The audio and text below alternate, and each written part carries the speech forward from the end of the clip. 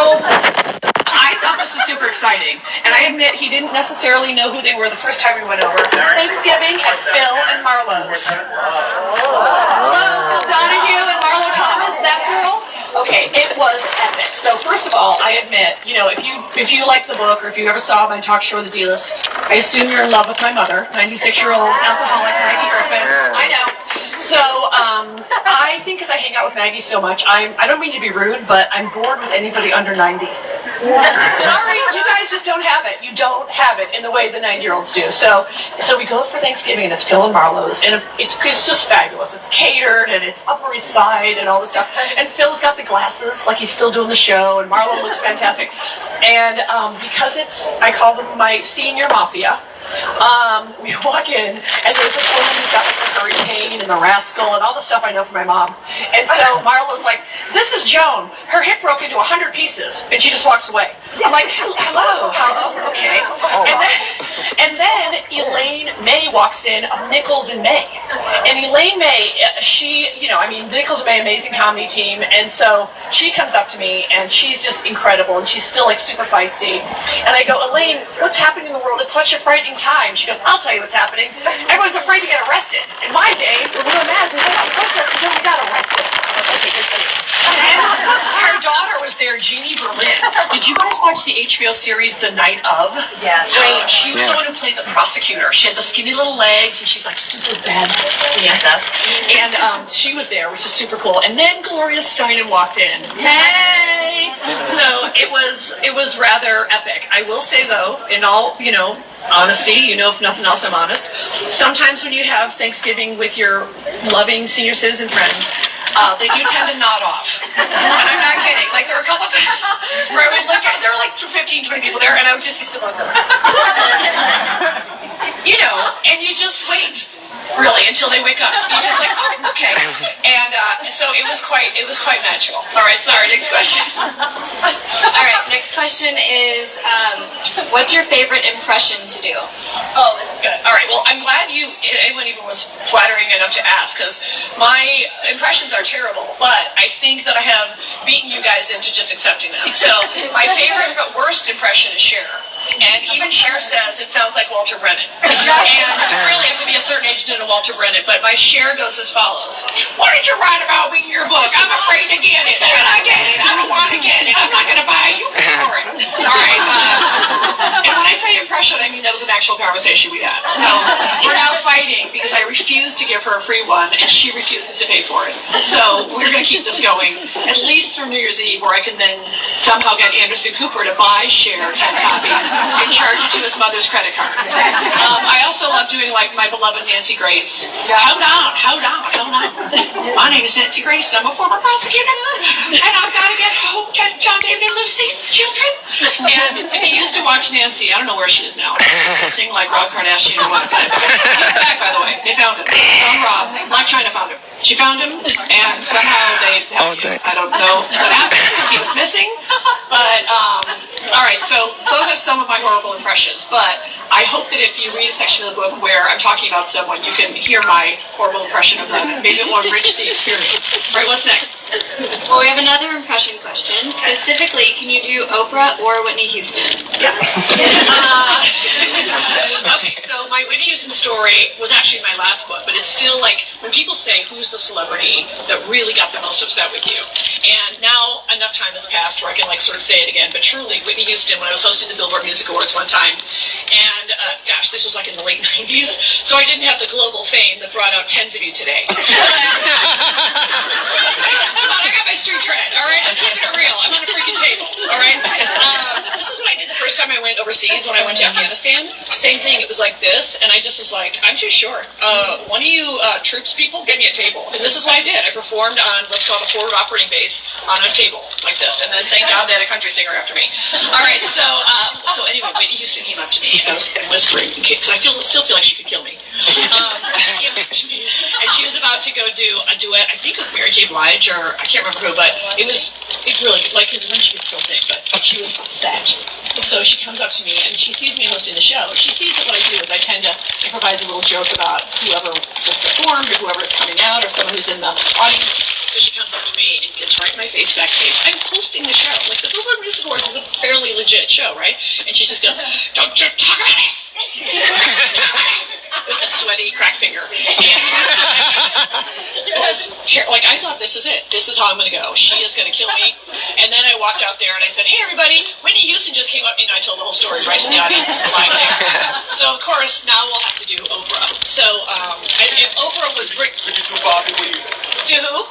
Do Whitney yelling out Bobby. Oh, Bobby! And, I don't think you can get that show anymore, but I think you can get it on YouTube. You have to watch like 10 minutes at a time. It holds up. That one, Hey Paula.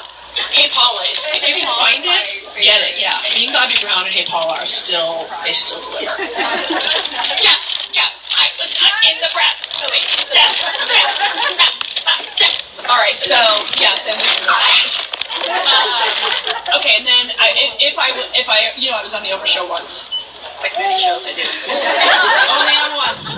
But I can say I had the pleasure of my lifetime of hearing, "Here she is, Kathy Griffin!" And it was impressive in person. It was just as impressive as on the show. All right, now what's next? All right, of course you have to know, how's Maggie doing? Okay, she's drunk right now and unapologetic. I think you should know she's 96 years young.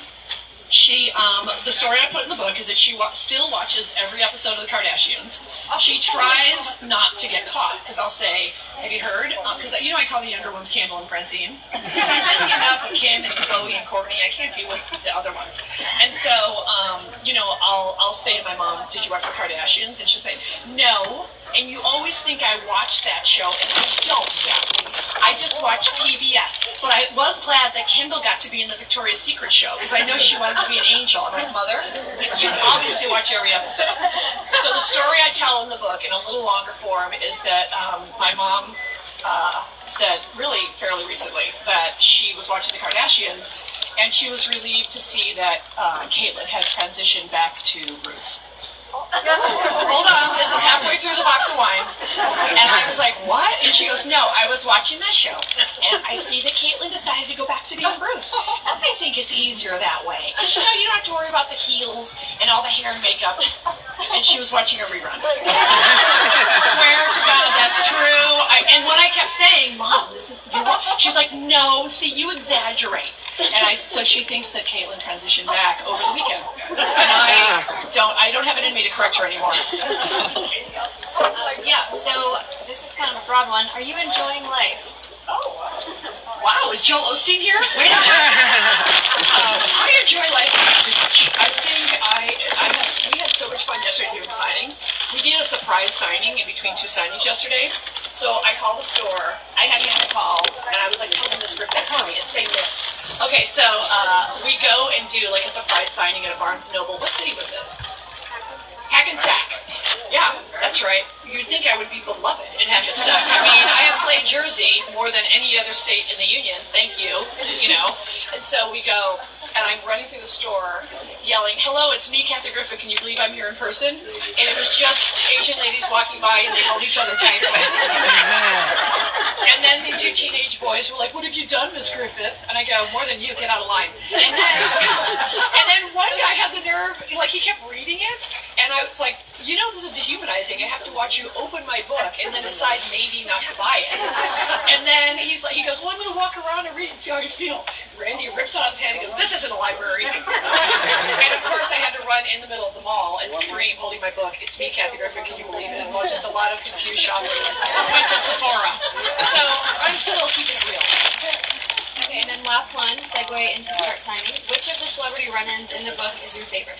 Okay, so this is going to be a surprise. So the one celebrity run in the book that actually isn't like technically a celebrity is in the 80s when I was a young ingenue trying to do anything to be on television. I went to a trial because I thought I thought I was going to be an actor, right? So I was like, as an actor, I should go to a genuine trial and observe and learn. I'm an artist. So I went to a trial in Los Angeles in the 80s series. It's a very famous serial murderer called the Night Stalker.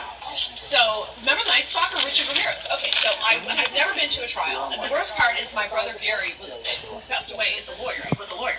So I should have known better. So I go to a trial as a dumb young, like, I think I was like 27 or something. And I'm like trying to be observant. And then I didn't know you're not supposed to talk to jurors. You guys, I almost caused a mistrial of the Night Stalker. I swear to God. And that was, in a way, it was the hardest story to write because I had to research and I had to go back and find the judge's name. And this is before the interweb. But that's just, like, I've had people that read the whole book and they go, okay, out of all the stories, that Night Stalker one, I was terrified because I, for real, thought I was going to prison. Like, I was like, you can't just ask jurors what they think. And the judge was like, no. And the stenographer was there and the attorneys were there. And I had to say my name and address right next to Richard Ramirez. Because they thought I was one of those, like, psycho chicks that, like, wants to marry a murderer. Yeah. So I know it's off the grid, but I was like, I got to put it in this book. So it's That was Kathy Griffin at a bookstore in Carle Place, New York, a lot. Doing the book signing of Celebrities Run-Ins. It was so wonderful. I get a chance to hear her for the first time and get a chance to meet with her for the first time.